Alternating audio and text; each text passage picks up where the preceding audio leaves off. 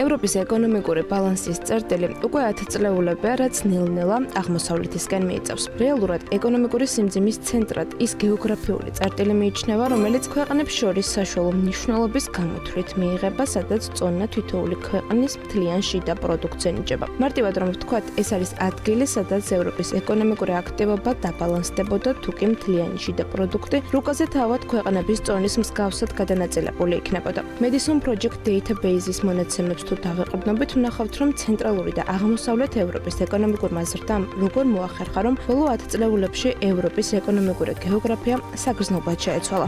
როდესაც ქვეყნების ეკონომიკები ერთმანეთის მიმართ იზრდება ან მცირდება, ეს ცენტრი შესაბამისად გადაადგილდება. თუ დასავლეთ ევროპის ეკონომიკები დომინირებს, ცენტრი დასავლეთისკენ ინაცვლებს. ხოლო როდესაც აღმოსავლეთის ან სამხრეთის ქვეყნები უფრო სწრაფად ვითარდებიან, წერტილი მათ მიმართულებით გადაადგილდება.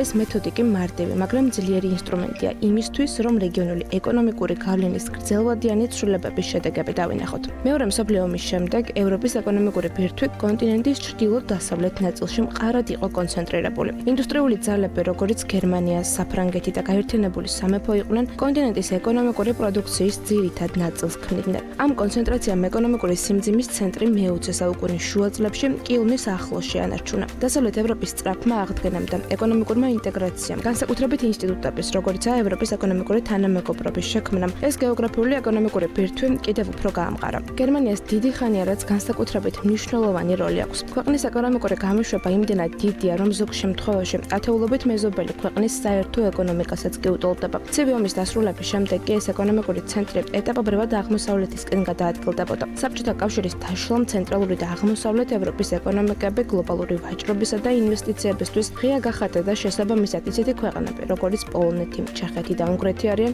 ევროკავშირის წარმოების ჯაჭვში აქტიურად ინტეგრირდნენ. მეტიც სწრაფ ეკონომიკურ ზრდასაც მიაღწიეს. ბოლო წლებში კი სამხრეთ-აღმოსავლეთ ევროპის სწრაფად მზარდმა ეკონომიკებმა და თურქეთმაც დამატებითი გავლენა იქონიეს. ამ ცვლილებებმა კი ევროპის ეკონომიკური სიმძიმის ცენტრი თანდათან ბავარიისკენ გადაწია და 2022 წლისთვის ის მიუნხენის მიდამოებში აღმოჩნდა. მიუხედავად იმისა, რომ ეს გრავიტაციული ცენტრი მცოცავი პრინციპით აღმოსავლეთისკენ მიიწევს, მთავარი წერტილი მაინც გერმანიის შიგნით რჩება, რაც კიდევ ერთხელ ხაზს უსვამს გერმანიის როგორც ევროპის ინდუსტრიული ძრავის მთავარ როლს, რასაც ძლიერი წარმოება, ექსპორტზე ორიენტირებული ეკონომიკა და ცენტრალური გეოგრაფიული მდებარეობა განაპირობებს. ანუ სხვა სიტყვებით რომ ვთქვათ, მიუხედავად იმისა, რომ აღმოსავლეთ ევროპა სწრაფად ვითარდება, გერმანიის ეკონომიკური გრავიტაცია კონტინენტის ეკონომიკურ ბალანსს კვლავ მის სიახლოვეს ინარჩუნებს.